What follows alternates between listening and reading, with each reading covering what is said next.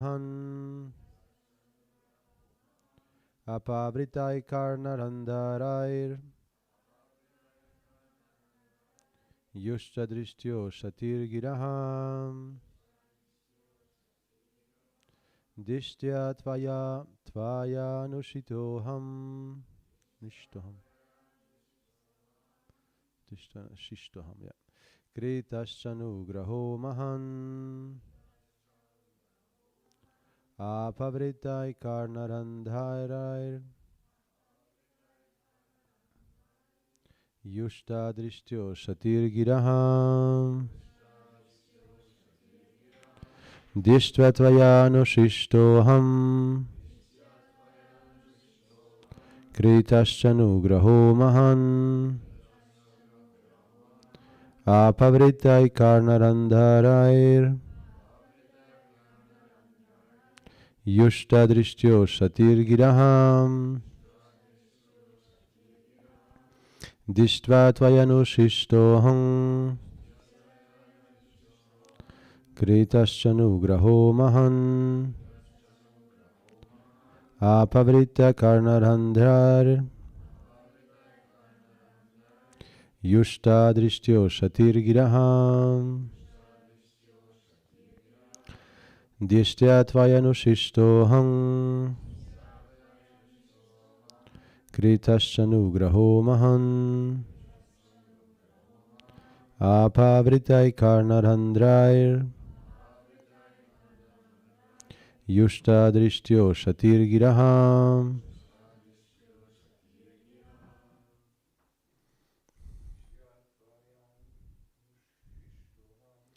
Dishtva Tvayanushishtoham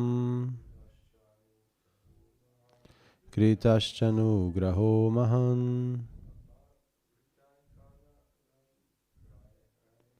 Apavrita Karnarandharair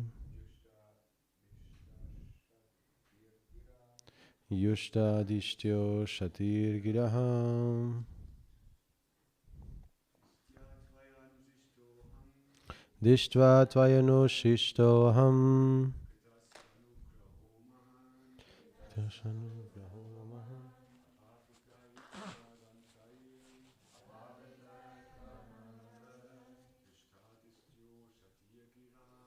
Dishtya Shato Satirgiraham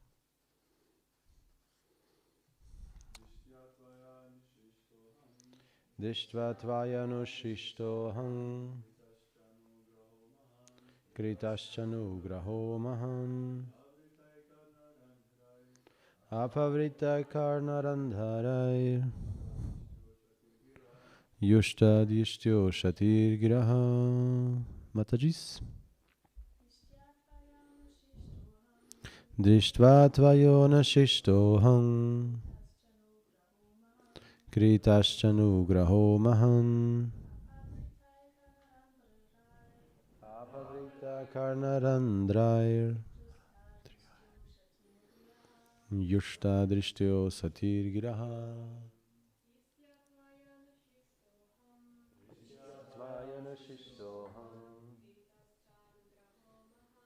Kritaschanu Graho Mahan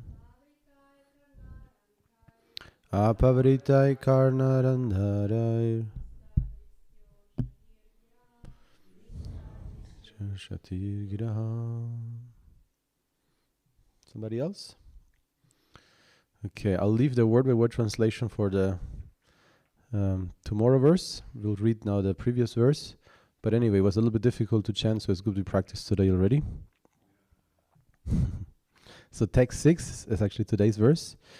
Word by word. Drishtya, by good fortune, may my Bhagavan, all-powerful, Drishtaha, is seen, Dudarshaha, not easily seen, Yaha, who, Akrita Atmanam, of those who have not controlled the mind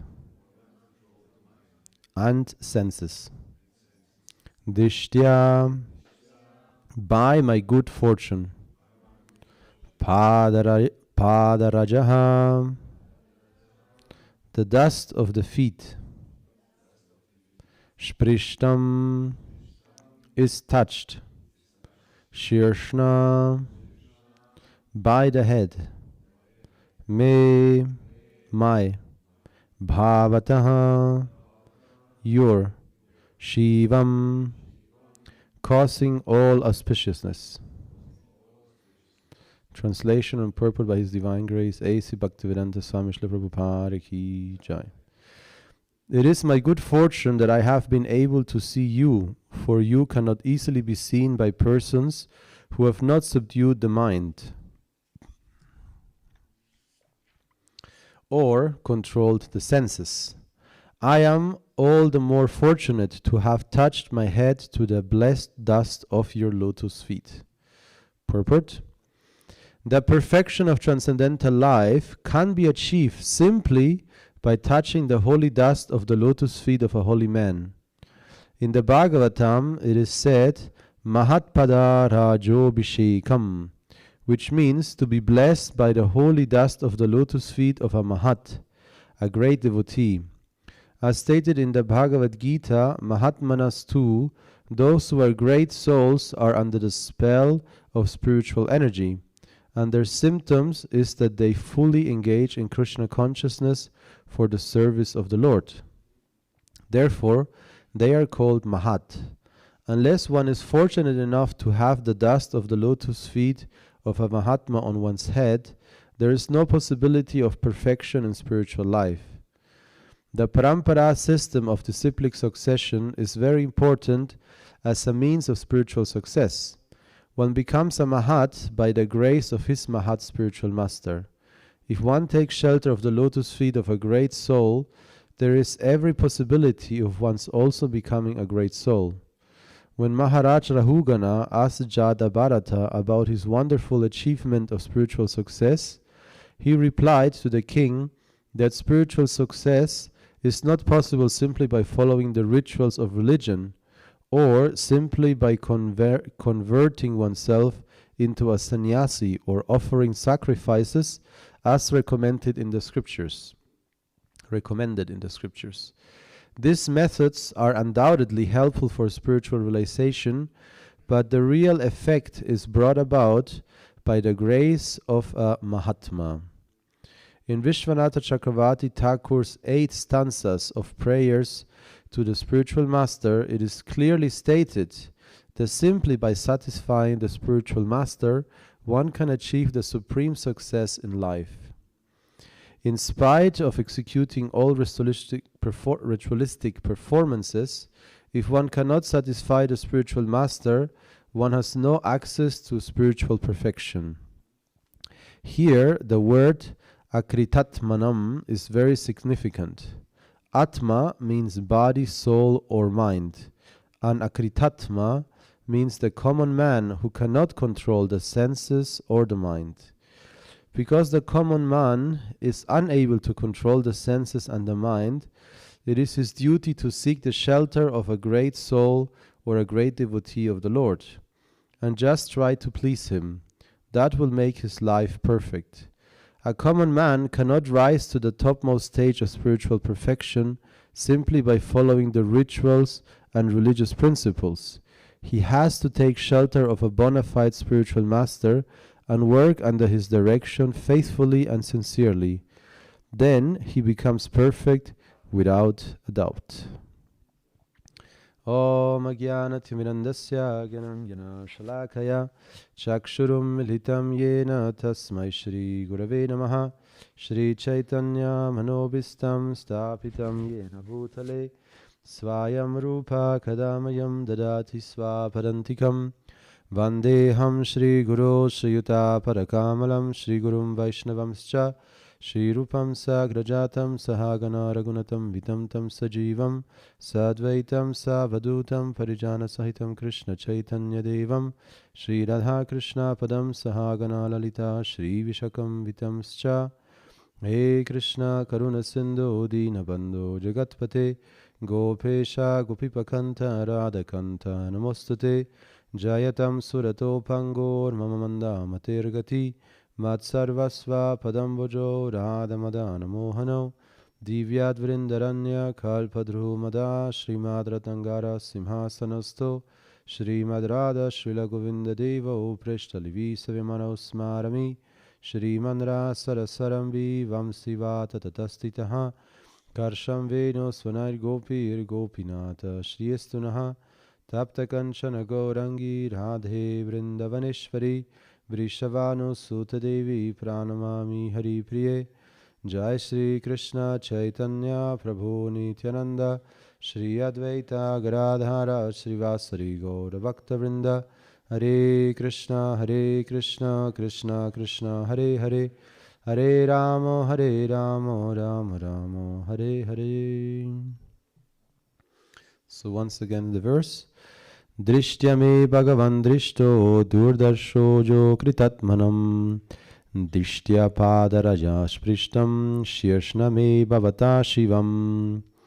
It is my good fortune that I have been able to see you, for you cannot easily be seen by persons who have not subdued the mind and controlled the senses. I am all the more fortunate to have touched with my head the blessed dust of your lotus feet. And so I'll start with this. There's a very nice word here, a set of words. Mahatpada Rajobhishekam.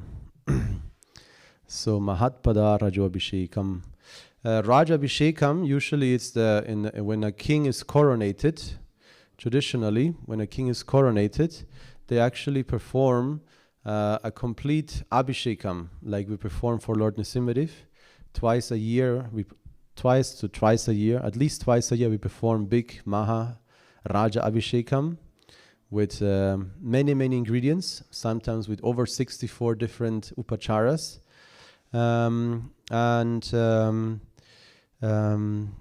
of course, every Sunday we do a small Abhishek. So when a king was traditionally installed, the king was actually also bathed. He was put in a big vessel, and then the king was bathed, installed, and then he was coronated as the king. And here it says Mahatpada. So Rajabhishekam is referring to the highest form of, you could say, worship or coronation or respect you can give to somebody. And Mahatpada, that the lotus feet of a great devotee are actually the real highest form of Abhishekam. So you can get the dust of the lotus feet of a great devotee, or the actual water also. The water that has touched the feet of a great devotee, a great saintly man or holy man, like Prabhupada says, or the dust. Both of them are described in different sections of the Vedic scriptures of the Bhagavatam as having immense powers. And sometimes people might not be able to understand, why that is supposed to be like that. But in different sections of the Vedic scriptures, it says that our energy concentrates in our extremities. So our extremities would be our hands and feet, and that's where our energy accumulates. And that is very easily visible when somebody becomes angry, for example. If somebody becomes angry, they generally start, of course, also maybe screaming, but also the hands, will become very agitated and maybe start punching or kicking. So energy accumulates on the extremities of the body, and as much as negative energy accumulates in the extremities of the body, also positive energy accumulates in the extremities of the body. But not only that, actually somebody who is a holy person, anything related or connected to that person has a very unique value. So for example, we know that traditionally in India, when somebody dies, what do people do? Burning, cremation. So the body is cremated, And the idea behind cremation is not only sanitary, but also because otherwise the subtle body and the soul, who are deprived of a gross body, they cannot really let go of the body as long as it's still there. You know? That's why graveyards, are, even in general, in the general mind, in the West also, are considered to be a place where ghosts, reside. Because if you are put in a very nice coffin, with velvet and silk, and you lie in there so peaceful, rest in peace, then, and you have this beautiful coffin made of very, very expensive wood, So then you are attached to that still, So you go back there, oh, that was me, it was so nice. So the subtle body, which is the mind, intelligence, and ego, and the soul cannot really go, as long as the body is still there. It might be decaying, but if something is still there, it's pretty common that but the soul cannot continue on its journey. Too much attachment to the previous body. But if the body is burned, then it's purified. So that the body is consumed by the flames, and then there's a clear end of that previous body. Flames are very purifying also, so the attached individual soul can continue on its journey. But there is an exception in India, in traditional culture, where not everybody is burnt. So who isn't burnt? The sadhus. Nisingari Bhagwan ki jai. So in Vrindavan, we have a few places. In the Radha Damodar temple, and there's this other place, I forgot the name, where dozens of saintly persons, saintly devotees are buried. So, and this is called a samadhi. Samadhi. Samadhi. Samadhi is, of course, it's the perfection of yoga, the perfection of spiritual life is samadhi. From our point of view, we would say samadhi means complete absorption in Krishna, complete absorption, complete rapture in devotion to Krishna. That would be samadhi. So somebody who has attained samadhi, while still alive, that is called jivan mukta. Jivan mukta means somebody who, even while embodied in this world, is actually already mukta, liberated. So somebody who's in that position, anything related to him, and of course especially his body, is of spiritual nature, is extremely purifying. So like we see in the beautiful Prabhupada Samadhi that we have in Vrindavan, you can develop a small shrine, surrounding the burial place, and people can benefit by visiting that burial place, because the body of Srila Prabhupada is still there, in Vrindavan, Krishna Balaram Mandir. His body is there, on a plate of stone. He's sitting in yoga posture, and with a pyramid of salt, it's conserved, and then above that the temple is built. But then we have a second samadhi, which is even bigger. It's even bigger in Mayapur, big samadhi, and it's the Pushpa Samadhi. So Pushpa means flowers. So the last flower garlands that Prabhupada was wearing, those garlands are buried in Mayapur, in the Pushpa Samadhi. So anything that is related to Srila Prabhupada, and of course in Prabhupada's rooms, in Vrindavan we have so many items that he used, and also here just behind Bashar, maybe you haven't noticed yet, but also we have a few very valuable items, a few clothes that Prabhupada wore when he was in Germany, and some tulasi leaves and a few items that he used. Also some of the first volumes of the Bhagavatam, where he put some notes himself.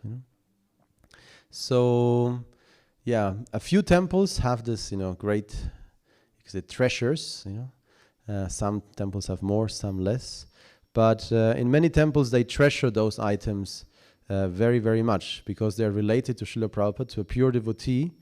to a great holy person, holy man, and anything related to him, beginning from his lotus feet, dust or water, to any other item that might be connected to him, are considered to be extremely powerful. So the sentence that Prabhupada initiates the purport says, the perfection of transcendental life can be achieved simply by touching the holy dust of the lotus feet of a holy man. So that's an incredible statement. Simply, not only the perfection of transcendence, not only the perfection, but a perfection of transcendental life. Because you could divide transcendental life also into different levels of reality. Transcendence is basically anything beyond matter. Anything beyond matter is transcendent. So beginning with the Viraja, river, and then of course Brahman, Vaikuntha, then Ayodhya, Dwarka, Mathura, Vrindavan, etc. So, but not only transcendent life, the perfection of transcendental life. So within the transcendental realm, whatever realization this person had, whatever relationship this holy person had, you can attain that perfection. And of course we hear a very similar story in the beginning of the Srimad Bhagavatam, where this topic is also explained by Srila Prabhupada in great length and detail with Narada Muni. So Narada Muni was a very young boy. He was the son of a servant, a maid, a very simple lady who had in the Chaturmasya, in the rainy season, he had sages staying at her place. And he would, serve them and assist them, for all these months. And during that time, he managed to get some of the remnants of their food. And specifically there's a verse explaining, how the remnants, the food that a great devotee has touched, and also the dust from his lotus feet, the water from his lotus feet, have the capacity to give one perfection, absolute perfection. And the young boy Narada Muni then suffered the loss of his mother, and he retired by traveling the whole world. He was alone then, traveling the whole world. And within a very short period of time, he had a direct darshan or realization and perception of the Supersoul in his heart. So, and Narada Muni, when he's recalling this experience, he's saying that all of this was only possible by the blessings, the blessed food and the association he had with those great saints. At the same time, of course, in different parts of the Bhagavatam, Srila Prabhupada is warning that we should not think that we can just gain cheaply spiritual perfection. Prabhupada is referring to that specifically to another very famous, you could say, blessing that is described, that if you go to a holy place and take bath in such a holy place, you might be freed of all material sins. So, but Prabhupada warns, citing different texts, that actually somebody who goes to a holy place but does not actually seek the association of holy persons and only goes there to bathe, to wash off your sins, then you're not better than an ass. So you're missing the point. If you go to a holy place and you just go there to dump your sins and then go back, then you're actually missing the point.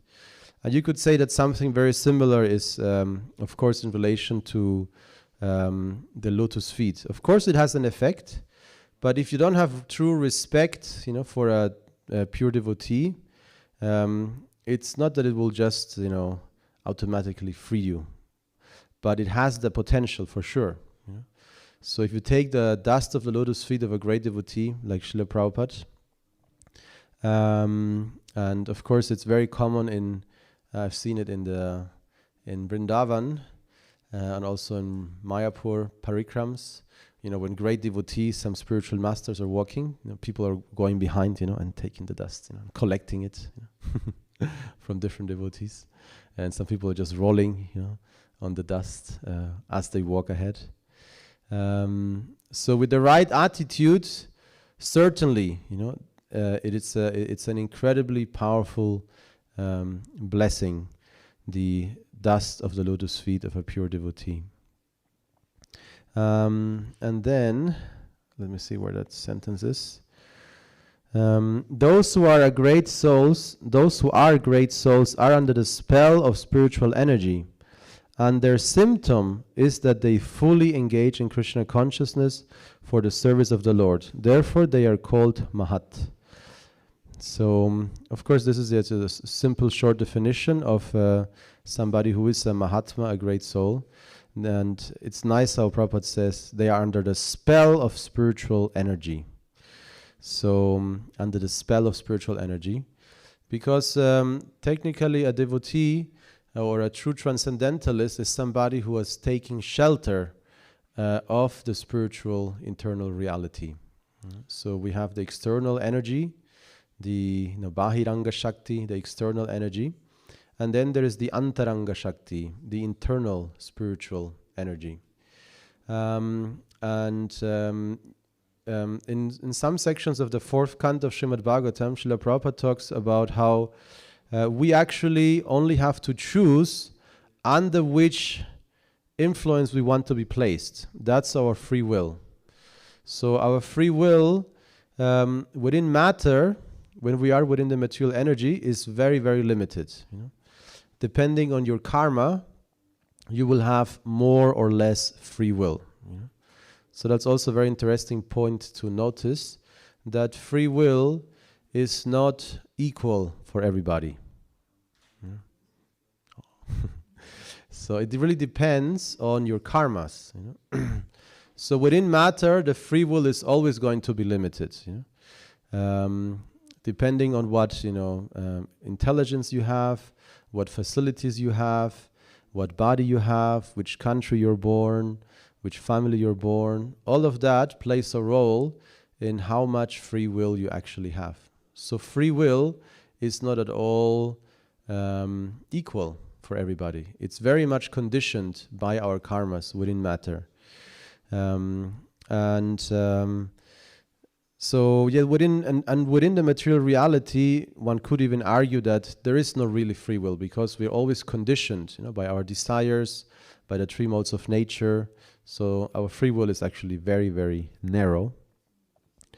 And Prabhupada then says that the true free will is to decide for spiritual realization. Once you make this decision that you want to realize spiritual reality, then instead of being under the spell, of the material energy, you can take shelter of the spiritual energy, or the internal energy. And that's, of course, the Maha Mantra we chant every day. Hare Krishna, Krishna Krishna, Hare Hare.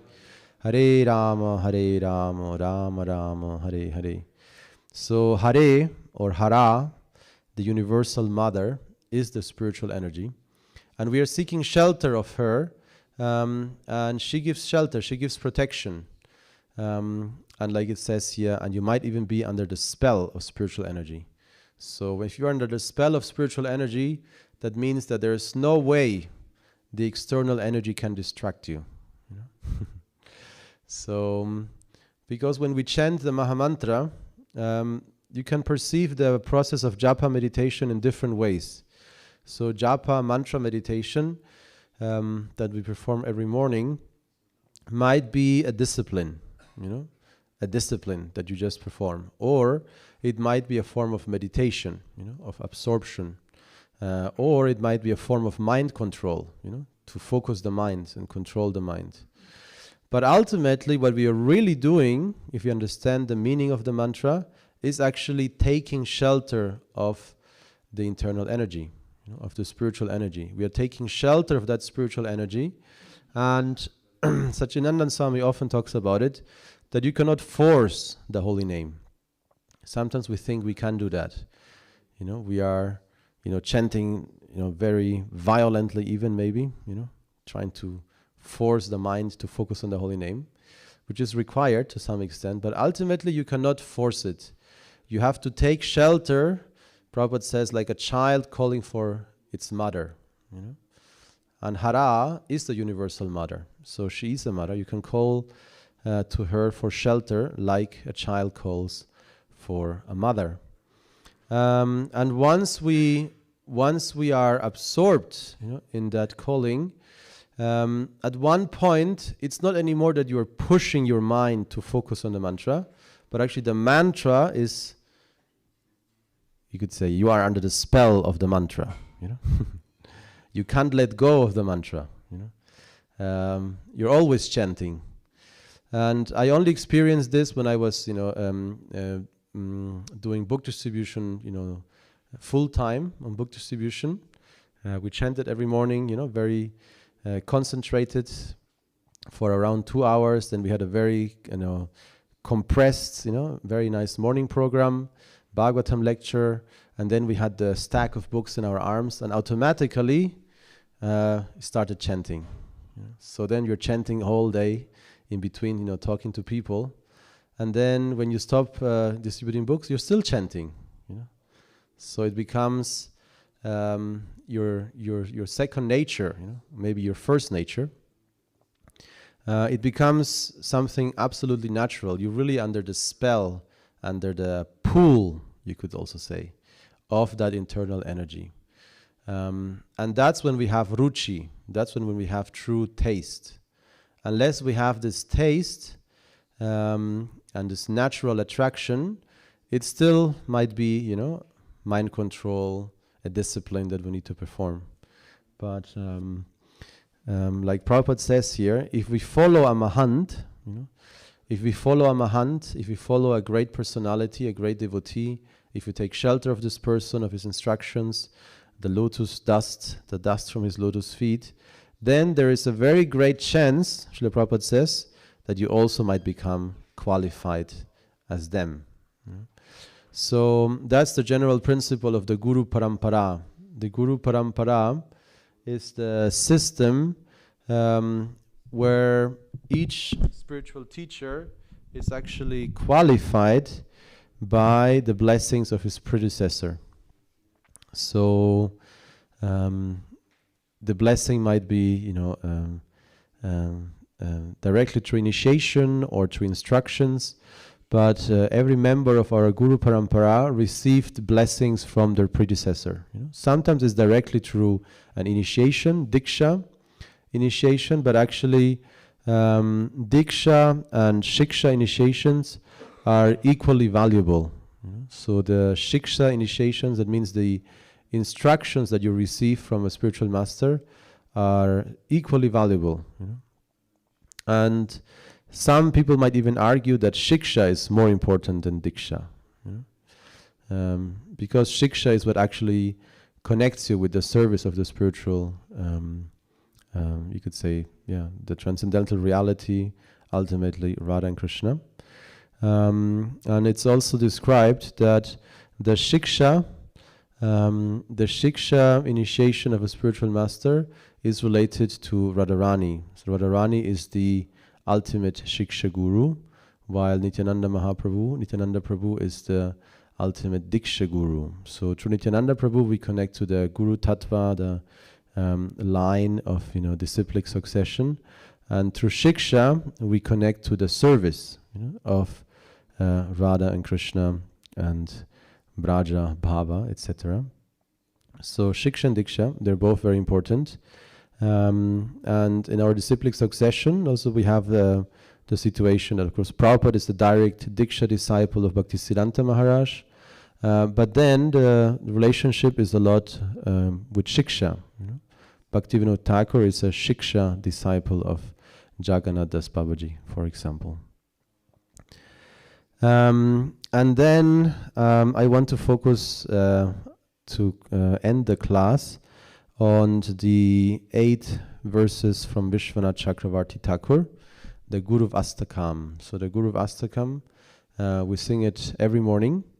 And those 8 verses are truly amazing, I would say.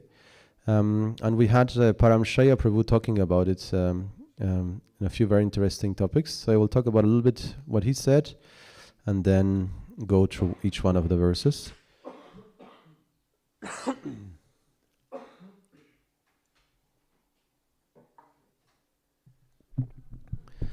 So we sing the Guruvastakam every morning.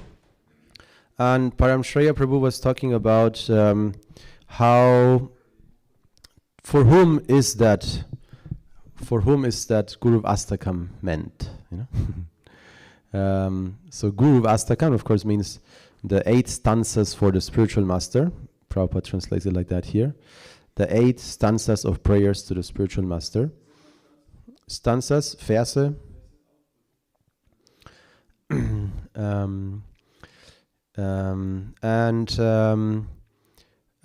So who is the guru? So for me, Srila Prabhupada is my Parama Guru. You know, Parama Guru. Parama Guru means the guru of my guru. And for Advaita Singha, for example, Srila Prabhupada is his Parat Para Guru. You know, so the guru above his guru. So Prabhupada is for sure our spiritual master. You know, he might not be our direct guru, but he's certainly our guru. He's also our Shiksha guru. Srila Prabhupada is the Shiksha guru for each one of us. You know, is our main Shiksha guru.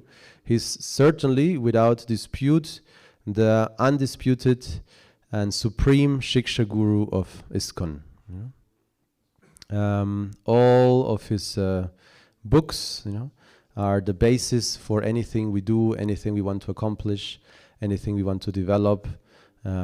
It's the basis, it's the life, it's the aim, it's the goal. Everything revolves around Srila Prabhupada's books.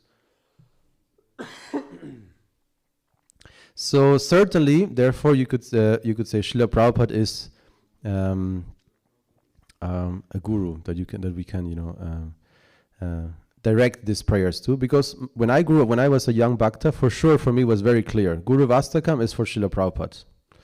But then the idea also became predominant that maybe this Guruvastakam is meant for your spiritual master.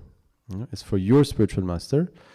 And you should think about your spiritual master and not about Srila Prabhupada. You know? So Paramshaya, I thought he reconciled this dilemma very nicely.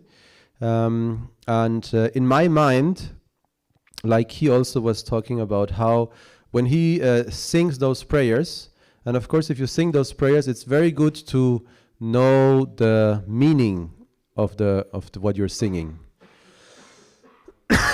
Sorry, some sickness around here.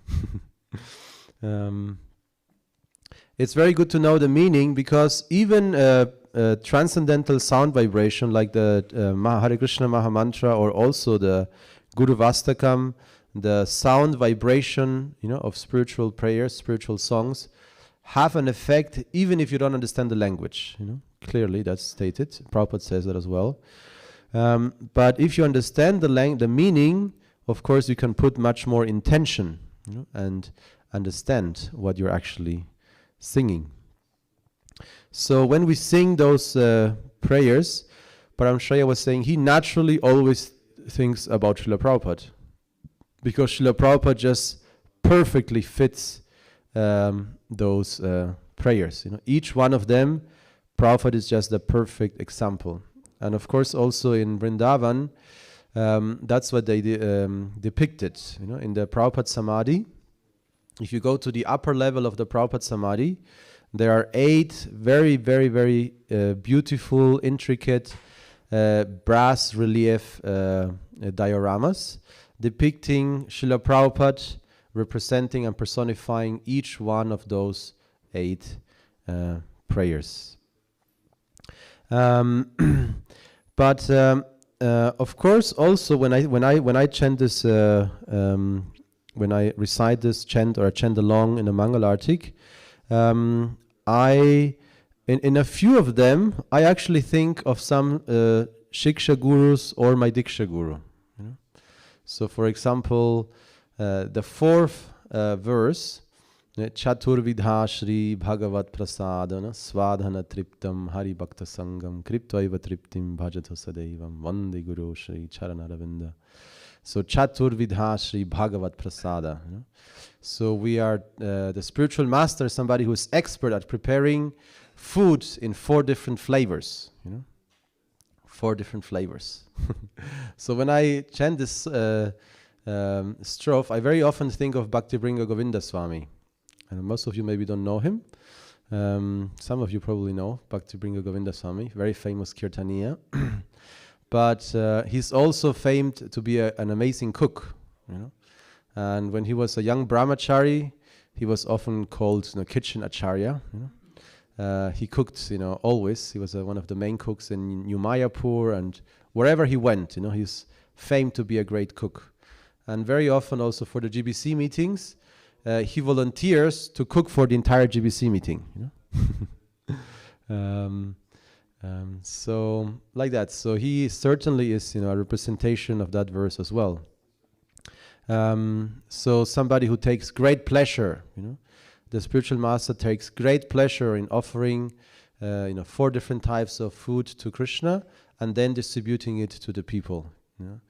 And of course, there are many nice stories and also pictures about Srila Prabhupada, observing the devotees taking prasadam, or Prabhupada always made sure, to have a box of sweets to give, to all the guests, some prasadam, and how Srila Prabhupada started his movement. It was based on prasadam. He came to the West, and one of the first programs he established in America was just cooking, and all the hippies would gather.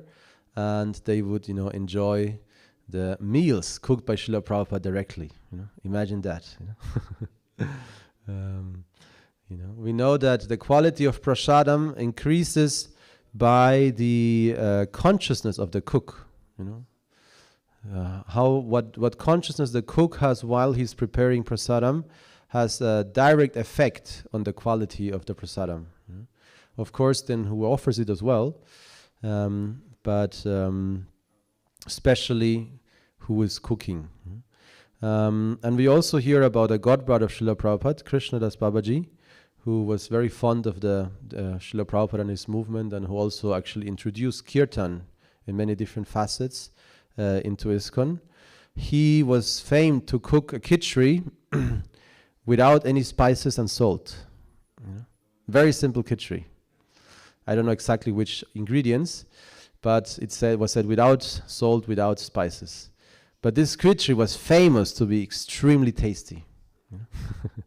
And everybody was, trying to get a little bit of that khichdi, because he was a pure devotee. He was a great personality. So the khichdi he cooked even was very simple food, materially speaking. Spiritually speaking, it was, of immense value. And those who had some understanding and appreciation could relish, the spiritual potency in that khichdi. So yes, Srila Prabhupada would prepare food for all those dropouts, hippies, potheads, LSD freaks, and he would cook, feed them, and then in the beginning he would clean up everything as well. So he would be one man show, cooking, offering, serving, cleaning, and then again, until they realize, maybe we should help this old man, maybe we should support him, and then Kirtanananda also learned how to cook. Then he took over the cooking. But yes, the movement, the basis of our movement is certainly on prasadam. So many people in the beginning of the movement joined because of the prasadam. We even know that Steve Jobs, at least once, openly, publicly mentioned how when he was a young hippie, he used to walk 7 miles, every Sunday, in, I think it was Laguna Beach area, somewhere in California. He used to walk 7 miles to the temple so he could get a good meal for the rest of the week, So there is actually a standard that Prabhupada established for the Sunday feast. And in some temples it's still followed. When we were in Berlin, we used to try to, reach to that standard as much as possible. But it's, I forgot the exact list, but it's more or less, Prabhupada wanted for every Sunday feast there should be puris, chapatis, simple rice, fancy rice, dry sabji, wet sabji, chutney, I forgot, a few other items. Kheer, kheer, very important. Savory, some pakoras, samosas, and it was followed, many temples followed it, very with great enthusiasm and exuberance, and this, abundance attracted so many people. Of course, that's more, applicable to a big city.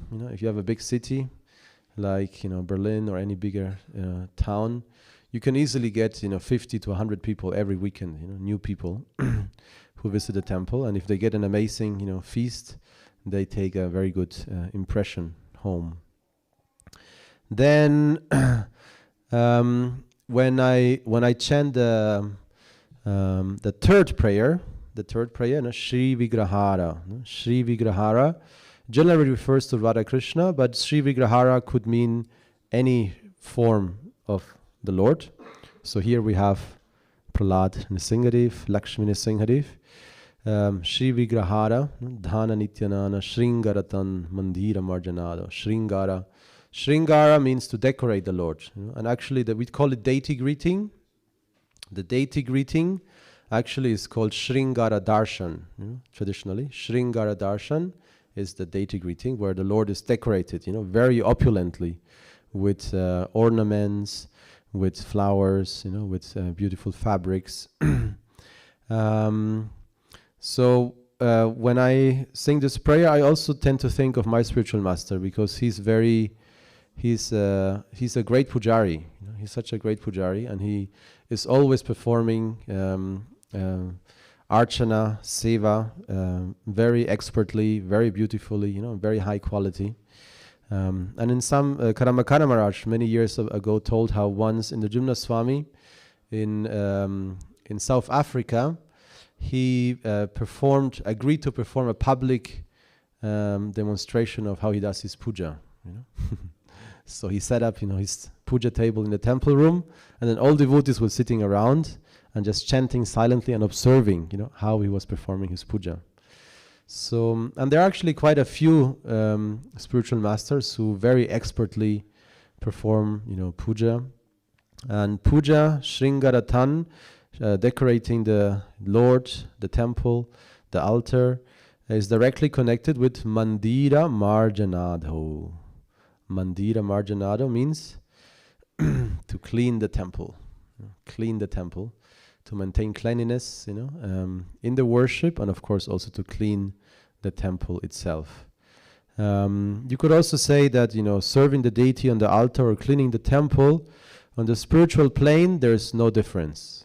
Materially, or within the material reality, only if you're a Brahmin initiated, you can enter the altar.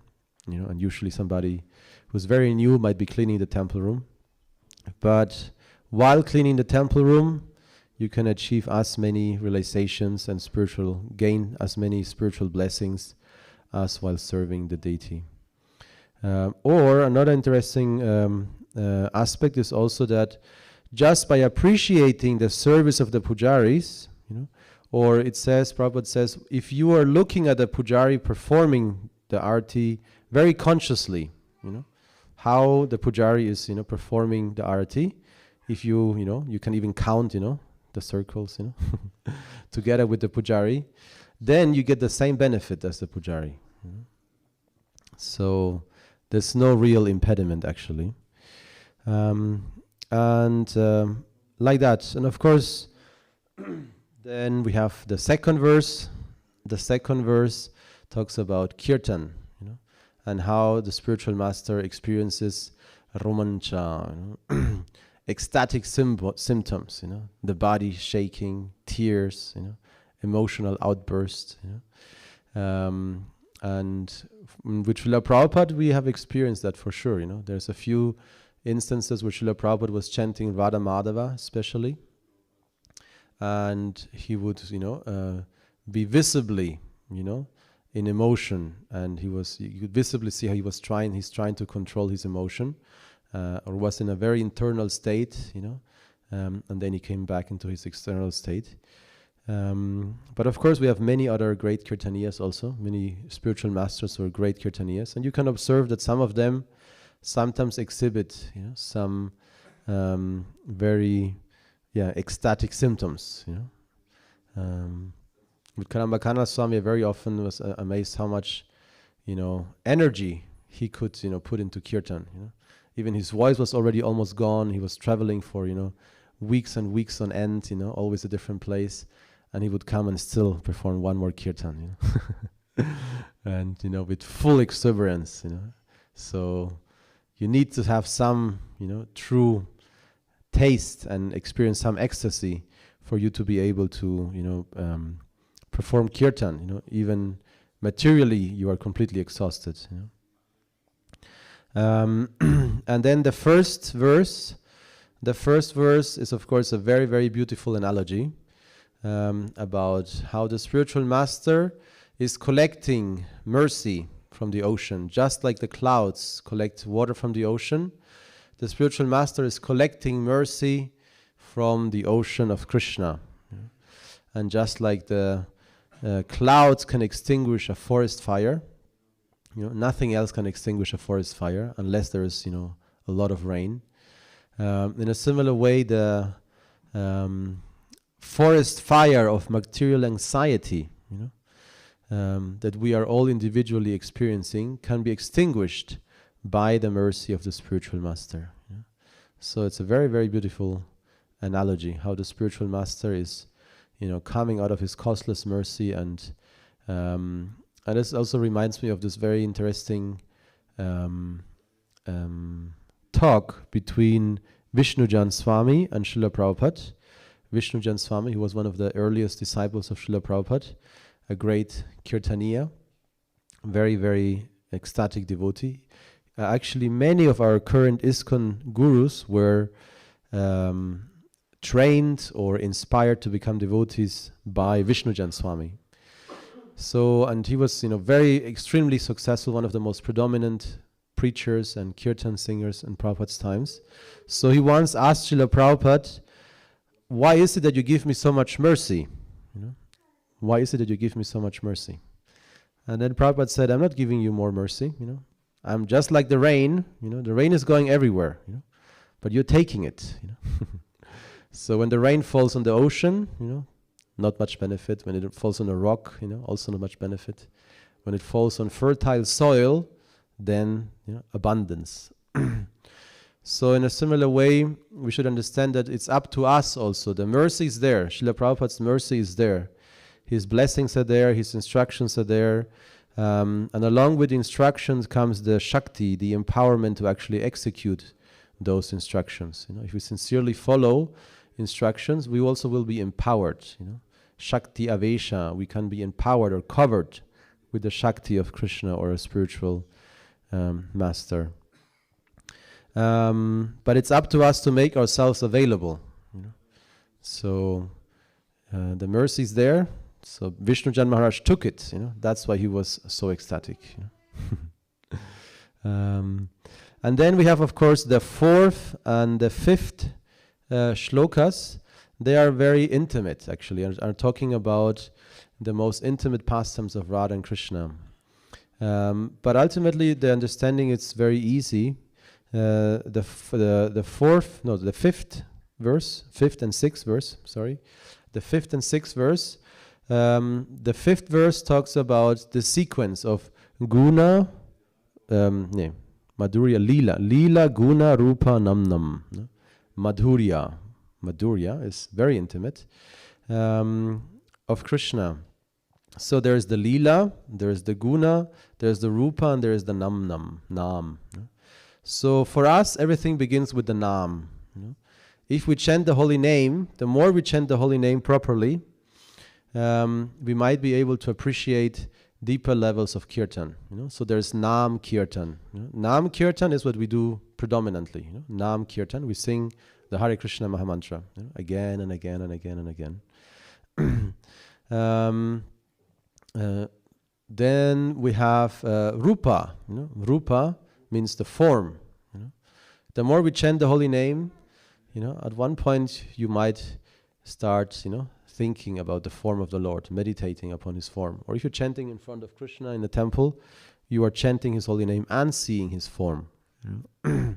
So from the form, the more you chant the names, you will be able to understand the form of Krishna as well. And the more we understand His form, we start understanding His guna, His qualities, His character. So then it becomes more personal. His likings, His dislikings, and of course different deities also have different moods. If you're chanting in front of Nrsimhadev, you might be a little bit more in awe and reverence, or you feel like he's like a father, he's protecting Prahlad, Vatsalya Bhav, Aishwarya Bhav. If you are in front of Chaitanya Mahaprabhu, Gornitai, you just feel like, einfach in service, service attitude, you just want to serve and chant, in the Sankirtan movement. And then finally there's Lila, Lila. So Lila is of course the complete package, you could say. Lila contains Krishna's qualities, His form and His names. Actually His names, many of His names are related to His qualities and pastimes. So like that everything is connected. But it begins for us with the chanting of the holy name. It's not recommended to prematurely jump to the lila. And actually we do have some lila kirtan that we sing every day, especially the Sandhya Artik, Gora Artik. It's a lila kirtan, talking about the pastimes of Chaitanya Mahaprabhu and his associates on the banks of the river Janavi, Janavi Tata Vane, in the forest groves of the river Janavi. There is this beautiful artik performed for the Panchatattva. Brahma and Shiva are present. Shiva and Narada are chanting. Brahma is the head pujari, is performing an arati. So very amazing lila. That if you become conscious, it's actually an amazing event to commemorate. Every evening. And then the Nisinga Pranam that we sing in most ISKCON temples, in every ISKCON temple actually, at least 2 to 3 times a day. It's also Lila Kirtan, Lila of Nrsimhadev, and also Guna Kirtan. A lot of the qualities of Nrsimhadev are described there. Like that. And then the 6th verse, even it's talking about the pastimes of Krishna and the gopis. Many acharyas and devotees have interpreted this verse to mean actually it's the mood of the Sankirtan movement. The mood of the Sankirtan movement is to share and spread whatever fortune we have. So that's the meaning of the 6th verse of the Guruvastakam, is talking about that. It's saying Tatrati Dakshat, Tatrati Dakshat Ativalabhasya. One should be very expert, one should be very expert, and Prabhupada talks a lot about we should tax our brains, to expertly propagate the mission of Sri Chaitanya Mahaprabhu, the Sankirtan movement. We should tax our brains, to find different ways and avenues and possibilities of expanding our activities. So yes, Daksha is the key word there. Expert. The spiritual master is expert at engaging people with the Sankirtan movement and ultimately, of course, bringing them back to the intimate Leela of Radha and Krishna. And then the 7th verse of the Guruvastakam talks about how the spiritual master is non-different from Lord Hari. Sakshadharitvena. The spiritual master should be equally respected as Hari. Even we understand that he's not the Supreme Lord personified. He's the Sevaka Bhagavan. He's the servant, of the Lord. Still, he deserves the same attention and respect as the Lord. And the final verse of the Guruvastakam talks about how that we should 3 times a day remember the spiritual master. 3 times a day, Tri Sandhyam, so morning, noon, and evening. If you're awake, also at midnight. But generally, most people are awake during 3 Sandhyas. We should pay obeisances. And of course, if you are Brahmin initiated, you anyways chant 3 times a day your Gayatri. But if you're not, you can make sure that in the morning and evening, usually it's natural, it's actually recommended that as soon as you wake up, what is the first thing you do? Take shower? Obeisances, yeah. So it says a truly spiritually advanced person wakes up like a dog. So how do dogs wake up? They are not dogs. They don't take too much time. If you wake up a dog, they're like stretch a little bit, but then they're very soon on their 4 feet, and they're shaking, and then they do downward dog, upward dog, You pay obeisances. So one should wake up, pretty fast, ideally, and then the first thing we do is pay obeisances. And then when we go to bed also, the last thing we do before going to bed, we should pay obeisances. And then we should try to make sure in the middle of the day, you can come for the noon offering artik and also pay your obeisances. So 3 times a day we should pay respects and acknowledge the spiritual master. By doing that, perfection is guaranteed. So that's the meaning of the last verse. By remembering, and acknowledging the spiritual master, by offering obeisances to him 3 times a day in the 3 sandhyas, we are guaranteed perfection. Okay, thank you very much for your attention. Maybe there are some questions or something you want to add. Yes. Hare Krishna.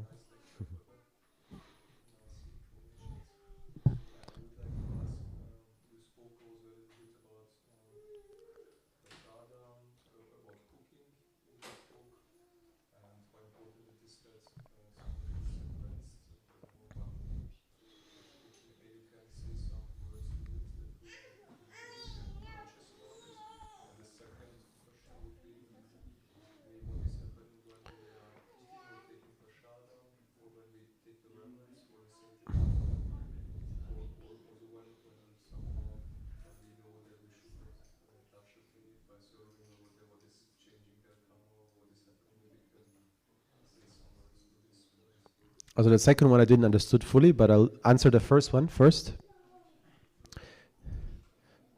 Cooking rules. Ja, so seine Frage ist, die erste Frage ist, wenn man kocht, sollte man ein paar Sachen beachten und man sollte mit ein spezielles Bewusstsein kochen, ob ich mehr darüber sagen kann. Und die zweite Frage ging es darum, wenn man Prasadam austeilt, dass man die Teller nicht berühren sollte oder wie man Prasadam annimmt oder wie?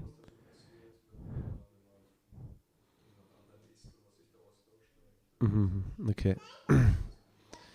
So yeah, the first question. When we cook, we are actually, our attitude is that we are assisting our spiritual master in cooking. And technically we have this rule here also, but we haven't fully implemented it. Not everybody is following, at least from what I observe. But we said that we should, because the altar and the kitchen are actually the same. There shouldn't be a difference in standard actually. Deity department and kitchen department in cleanliness. So before you cook, you should actually also perform achman. And I've seen some cooks always do it. I'll sometimes forget, I have to admit as well. But actually, when we go to the kitchen, there used to be an achman at the entrance area, and then you perform achman before you start cooking as well. So, and then we pray to Radharani. So we are assisting our spiritual master, but we are praying to Radharani because she's the ultimate cook. She has this amazing blessing from Durvasa Muni that every time she cooks, she will cook something new. So we pray to Radharani. Mother Yashoda also always engages Radharani to cook for Krishna. So we're praying to Radharani. That's why we have a big picture of Radharani hanging in the kitchen. And we pray while we're cooking. That's what I do at least. Tapta kanchana gaurangi radhe vrindavaneshwari vrishavana satadevi pranamami hari priya. Again and again, And it's very ecstatic actually to always chant this prayer while cooking. It's of course always recommended to hear kirtan, Bhaktivedapurna Swami, he could guess what his disciple was hearing while cooking. Bhaktivedapurna Swami, I heard his story. Bhaktivedapurna Swami, he had some disciples who were cooking for him, or I don't know if it was his direct disciples or just Shiksha disciples, but one disciple was hearing some Beatles music, Beatles, the Beatles, So Maharaj took the food, and then he was like, Yellow Submarine? So if you actually are attentive, when you take food, if you are attentive, whatever first thought comes to your mind, whatever, so that's related somehow to the consciousness of the cook, So Maharaj could always, just spontaneously feel what song his disciple was hearing actually while cooking. So cooking is such a powerful medium, So yes, it's a great responsibility.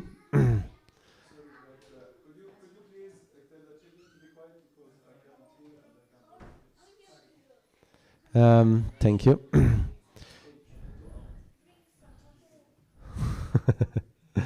Mauna.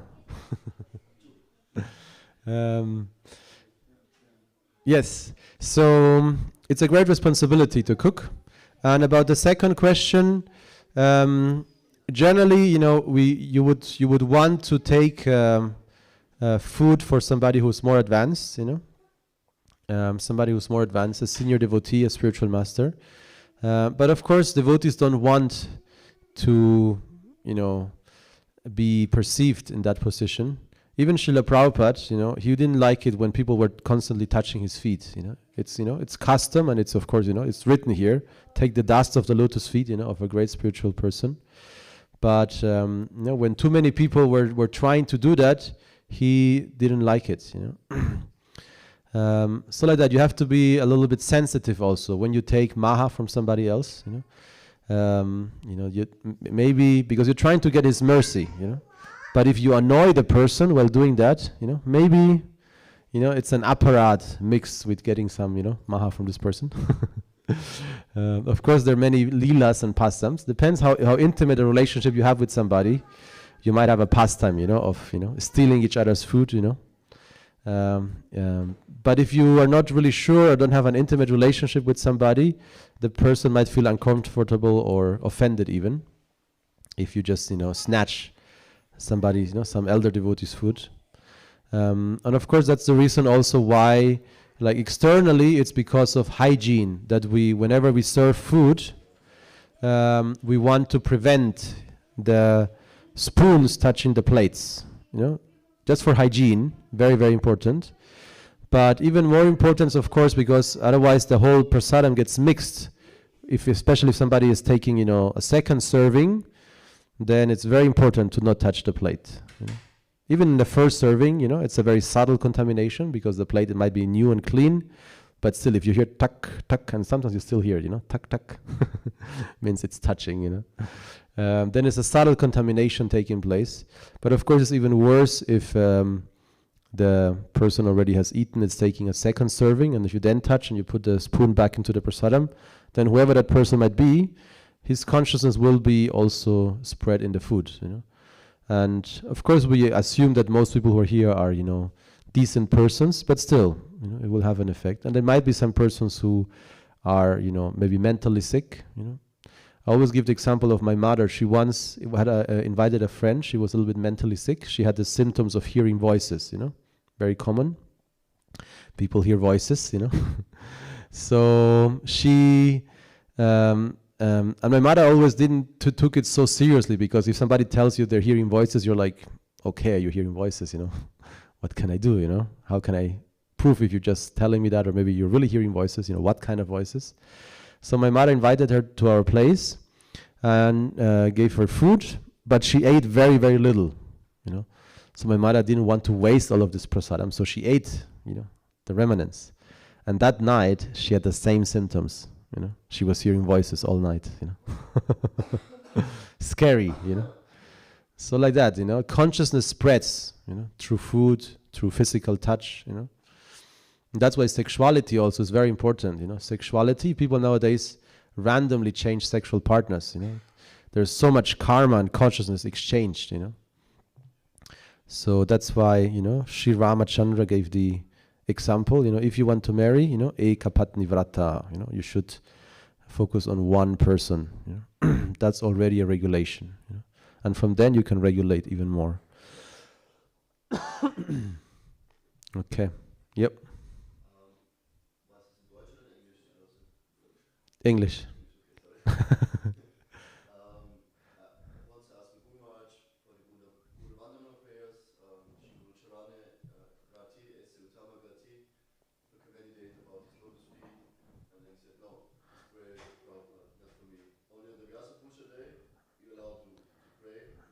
Mm-hmm. But otherwise it's for Prabhupada. But if you said if you want to remember me, then in the Guruvastakam prayers. Mm-hmm. This is meant for the Guru.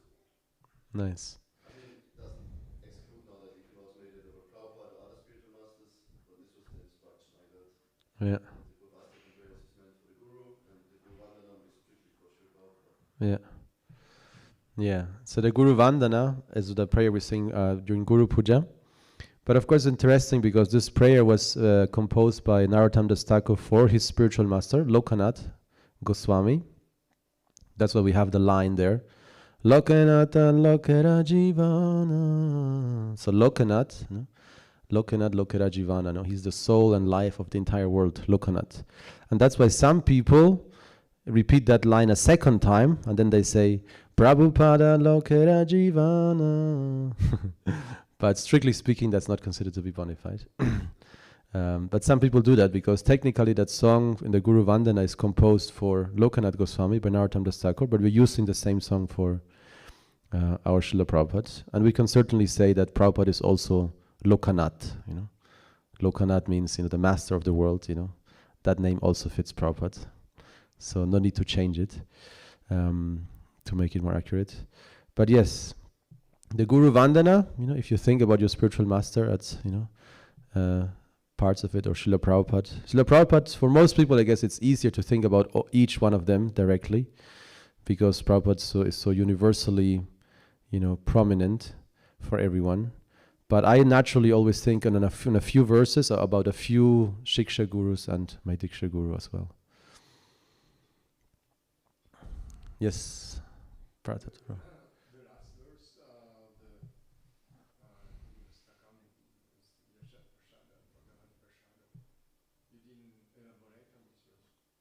Yeah, I did. Yeah, Jasya Prasadam, Yashastri Sandhyam. So on the 3 Sandhyas we should offer obeisances, and if we do, we get the full blessing, Jasya Prasad. We get perfection, we can attain perfection by the blessings. So, yeah, 3 Sandhyam. I was focusing more on the second part, that we should offer obeisances 3 times a day, and that way we get Prasada, the mercy of the spiritual master. Yes.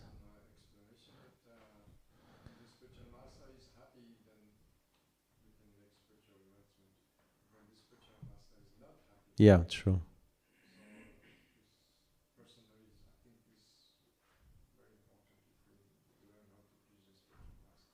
True, true.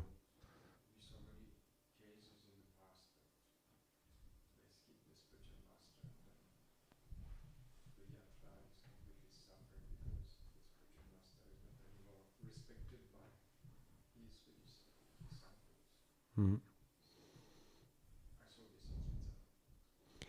Yeah, thank you very much. Yeah, true. I forgot that part.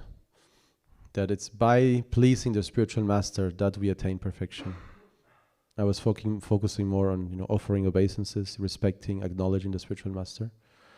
But maybe that implies that if we acknowledge the spiritual master, if we respect the spiritual master, if we offer obeisances 3 times a day to the spiritual master, then he should be happy. Yes. Yes. If you give me one second, I have Pradyumna just called me at 9:30. Padma has an important operation. She broke her arm. Oh. The sister of Vandana, and I should make a prayer. So therefore, then you can maybe continue. Yeah, you can make the prayer. You can make the prayer. We'd like to hear. Okay. It's always very ecstatic how Ramananda Prabhu personally connects everyone to Nrsingadev. Jai Jai Shri Shri Pala Lakshmi Nrsingadev Ki Jai. Dear Lord, you worship here the holy Dham of Simhachalam, together with your dear devotee Prahlad Maharaj and Lakshmi Devi, who look always for shelter at your lotus feet. And we're asking you today for special blessings. The daughter of Pradyumna Mishra Prabhu has a very important operation today. Her name is Padma. She broke her arm and she get some surgery now. Please protect her, help her that she's always secure, that she's not afraid of the operation, that the operation goes well, and that she recovers quickly and swiftly, that she can again play with her friends and please you and all Vaishnavas. Shishi Pada Lakshmi Singare Ki Jai. Wait, it's not. It's just, how to say, operating video. Ihr müsst hier reinkommen, sonst bin ich alleine. Haribo. Krishna, Pradyumna, and your family, we just spoke this just in the end of the Bhagavatam class, and all the devotees assembled here. Even we have some Gurukuls from Mayapur here. They are wishing you and Padma all the best, and greetings from Simhachalam. Thank you for the nice videos you do always about us, and yeah, we're looking forward for working with you further and for more videos. Hare Krishna. Vielen, vielen Dank. Jai Jagannath, Nrsingadev Bhagwan Ki Jai. Okay, thank you. Now you can continue with the class. Yes, Prabhu. If you want to go for breakfast, you're free. But yeah, Prabhu, if I want to say something. Padma is the daughter of Pradyumna Mishra Prabhu. They have this very famous channel now, I Love Mayapur.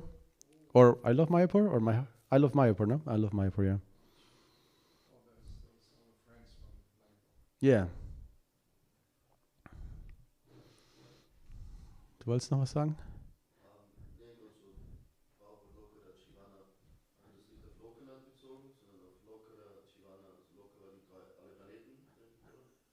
Ne, Lokanath. Lokanatha Lokara Jivana. Also der erste Teil Lokanath ist der Name von Lokanath Goswami. Aber wenn dann Srila Prabhupada singt, Srila Prabhupada Lokara Chivana. Kann man machen, aber Jadvaita Goswami meinte, das sollte man nicht ändern. Aber ja, ich meine, from the meaning it would make sense. You would say Prabhupada Lokara Jivana or Lokanath Lokara Jivana. Yes. Anything else? Grantara Srimad Bhagavatam Ki Jai, Srila Prabhupada Ki Jai.